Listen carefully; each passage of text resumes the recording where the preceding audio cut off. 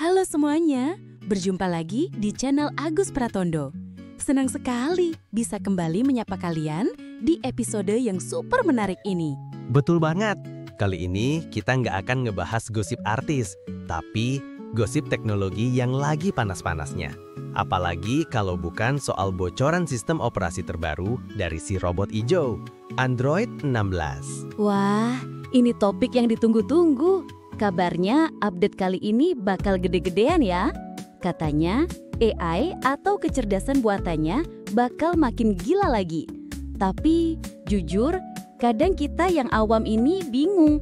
AI di HP itu gunanya buat apa sih?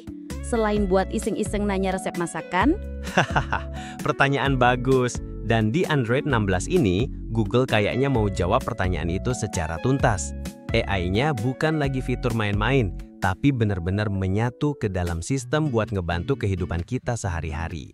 Tapi, ada satu sisi dari update ini yang menurutku paling keren, paling manusiawi, dan paling patut kita acungi jempol. Apaan tuh? Peningkatan fitur aksesibilitasnya, terutama untuk sahabat-sahabat kita penyandang disabilitas penglihatan atau teman-teman netra. Ini bukan lagi sekedar pembaharuan kecil, tapi sebuah lompatan besar. Wah, serius? Itu keren banget. Manfaatnya apa aja emangnya? Ada fitur baru apa yang bisa ngebantu mereka? Oke, yang pertama dan yang paling fundamental adalah evolusi dari TalkBack, si pembaca layar. Di Android 16, TalkBack ini katanya bakal ditenagai AI secara penuh. Tunggu, bedanya apa sama TalkBack yang sekarang? Bukannya sekarang juga udah bisa ngebacain tulisan di layar? Betul, tapi yang sekarang itu membaca. TalkBack di Android 16 ini katanya bisa memahami dan mendeskripsikan. Bayangin gini, kalau sekarang TalkBack cuma bisa bilang, gambar, tombol, nanti dia bisa bilang, ini adalah gambar pemandangan pantai saat matahari terbenam, dengan tombol suka di bawahnya. Jadi teman-teman netra bisa dapat konteks visual dari apa yang ada di layar, bukan cuma teks mentah. Gila, itu sih mengubah segalanya. Jadi bisa ngelihat gambar lewat suara ya? Terus, ada lagi? Ada, dan yang ini lebih mind-blowing lagi. Namanya, sebut saja Real-Time Scene Explorer, atau penjelajah lingkungan sekitar. Fitur ini pakai kamera HP untuk ngelihat dunia nyata dan menjelaskannya lewat suara secara langsung. Maksudnya gimana tuh? Misalnya, seorang teman netra masuk ke sebuah ruangan yang belum pernah ia datangi.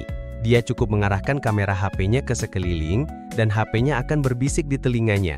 Kamu berada di sebuah kafe. Di depanmu ada meja kosong. Di sebelah kanan ada jendela besar, dan bar pemesanan ada di ujung kiri ruangan. Subhanallah, itu bukan lagi fitur, itu kayak mata tambahan. Manfaatnya buat kemandirian mereka pasti luar biasa banget. Bisa jalan-jalan ke tempat baru dengan lebih percaya diri. Tepat, ini bukan lagi soal membaca layar, tapi membaca dunia nyata.